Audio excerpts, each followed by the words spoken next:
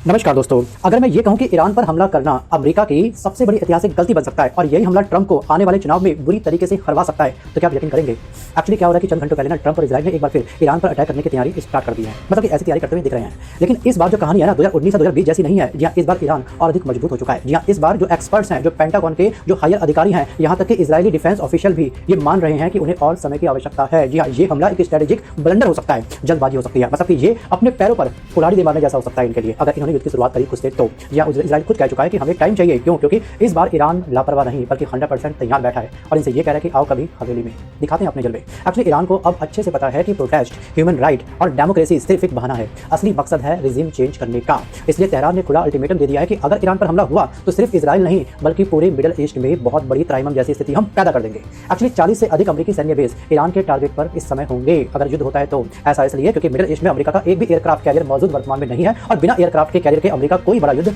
नहीं लड़ सकता है। और ईरान को एक झटके में खत्म करने के लिए ट्रंप को चाहिए कम से कम 2000 से अधिक ड्रोन, 300 से 500 क्रूज मिसाइल और 100 से अधिक बैलिस्टिक मिसाइल। और सच्चाई ये है कि अमेरिका और इजराइल की जो इंटरसेप्टर जो मिसाइल थी वो लगभग अब खत्म हो चुकी है। यह पिछले 12 दिन की लड़ाई में काफी हद तक ये अपना असला तसला बारूद सब समाप्त कर चुके हैं। पिछले 12 दिनों के युद्ध में इस युद्ध में भर भर के एरो, डेविड स्लिंग और पैट्रियट सिस्टम का अत्यधिक इस्तेमाल हो चुका है। वैसे इजराइल ने भी ईरान को चने चबवाए थे, मतलब कि ईरान को भी मजे दिखाए थे इस युद्ध के अंदर। लॉन्ग रेंज एसेट्स को एक बहुत बड़ा नुकसान पहुंचा ईरान की, लेकिन आज भी ईरान के पास में मौजूद हैं 3000 से अधिक short range missile, underground launch sites और मोबाइल लॉन्चर, जो अमेरिका के लिए बहुत बड़ा खतरा है। अमेरिका इस युद्ध में खुद से पहले नहीं कर सकता है क्योंकि वो इतना कैपेबल बचा ही नहीं है। क्योंकि पिछली बार आपको याद होगा कि ट्रंप ने ये कहा था कि मिशन अकम्प्लिश्ड। यहाँ ये स्टेटमेंट इसने जारी करी थी, उसके बाद ईरान और इजराइल के बीच में युद्ध चल रहा था, उसमें इसकी स्टेटमेंट ने घी का काम कर दिया था, आग को अधिक बढ़ा दिया था। लेकिन सच्चाई ये थी कि ईरान का पूरा गुस्सा इजराइल ने अकेले झेला था अपने दम पर और उसे भारी नुकसान हुआ था। लेकिन इस बार अगर ये आग भड़कती है या अमेरिकन सोल्जर अगर मारे जाते हैं और पब्लिक कैजुअलिटी बहुत बड़ी मात्रा में होती है तो ट्रंप की सरकार गिरना बिल्कुल तय है। जी हाँ, चुनाव में इसकी हार बिल्कुल पक्का है। आप सोचिए कि इस युद्ध के बाद क्या होगा। इसके युद्ध के बाद सबसे बड़ा इंपैक्ट पड़ेगा स्ट्रेट ऑफ हॉर्मुज पर, वो शटडाउन हो जाएगा। अगर ऐसा हुआ तो 20% ग्लोबल ऑयल सप्लाई रुक जाएगी। अगर सप्लाई रुकेगी तो मार्केट में सामान कम होगा, बाय डिफॉल्ट उसकी कीमत क्या हो जाएगी, बढ़ जाएगी। मतलब कि तेल की कीमत $200 पर बैरल पहुंच सकती है। मतलब कि सब कुछ हिल सकता है, ग्लोबल रिसेशन तय होगा, अमेरिका, यूरोप, भारत सब हिल जाएंगे और ट्रंप की सरकार सीधे खतरे में आएगी।